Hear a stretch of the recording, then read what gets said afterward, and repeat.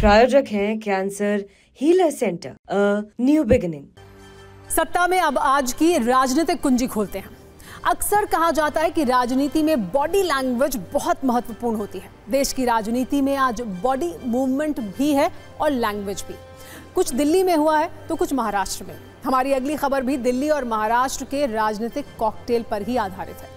पिछले कुछ दिनों से महाराष्ट्र के डिप्टी सीएम एकनाथ शिंदे अपने बदले हुए रुख का ट्रेलर दे रहे हैं। 2 दिन पहले उन्होंने कहा था कि उन्हें कोई हल्के में लेने की गलती ना करे, वो तांगा पलट देते हैं। आज फिर उन्होंने कहा कि वो पलटे तो तांगा पलट जाएगा। 2022 में वो तांगा पलट चुके हैं। जिन्हें ये इशारा समझना है वो समझ लें। एक तरफ शिंदे अपनी इस लैंग्वेज से राजनीतिक अनिश्चितताओं के संकेत दे रहे थे, तो दूसरी तरफ दिल्ली में शरद पवार पीएम मोदी के साथ मराठी सम्मान का मंच साझा कर रहे थे। दरअसल आज दिल्ली में अखिल भारतीय मराठी साहित्य सम्मेलन का आयोजन किया गया था। इस मंच पर पीएम मोदी, शरद पवार और महाराष्ट्र के सीएम देवेंद्र फडणवीस मौजूद थे। इन तस्वीरों में पीएम मोदी और शरद पवार की मित्रता दिख रही थी। पीएम मोदी शरद पवार को बैठने में मदद करने के लिए कुर्सी दे रहे थे, उन्हें खुद से पानी का ग्लास ऑफर कर रहे थे। वैसे तो पीएम मोदी खुले मंच से शरद पवार की तारीफ करते हैं, लेकिन सार्वजनिक मंच पर पीएम मोदी की इस बॉडी लैंग्वेज के राजनीतिक अर्थ निकाले जा रहे हैं। वैसे कल की एक और तस्वीर भी काफी वायरल है, जब दिल्ली की सीएम रेखा गुप्ता के शपथ ग्रहण समारोह में पीएम मोदी एकनाथ शिंदे से मिले।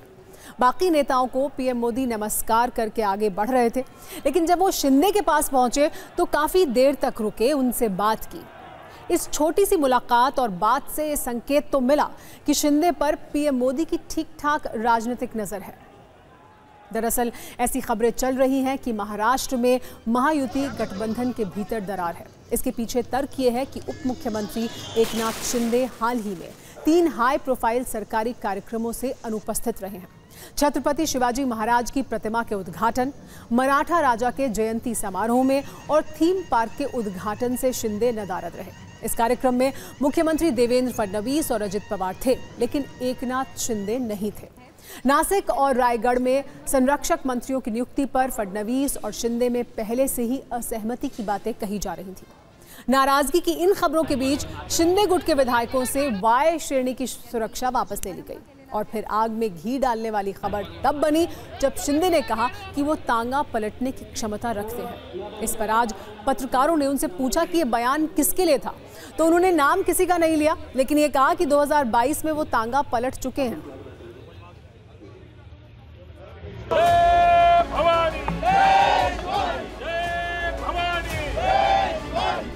आणि म्हणून या रोज आरोप प्रत्यारोप ये ते रोज आज पण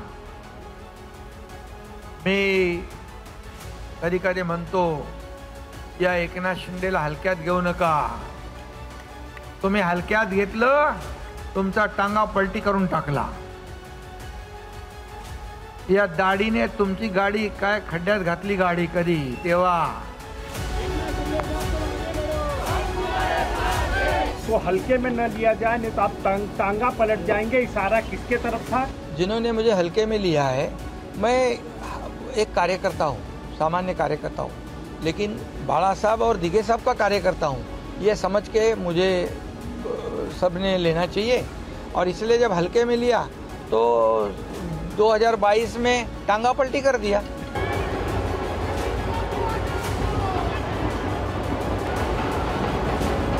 एकनाथ शिंदे देवेंद्र फडणवीस जी को लगता है चेतावनी दे रहा है कि भैया ये जो दाढ़ी वाला है ना, इससे आपको सावधान रहना चाहिए।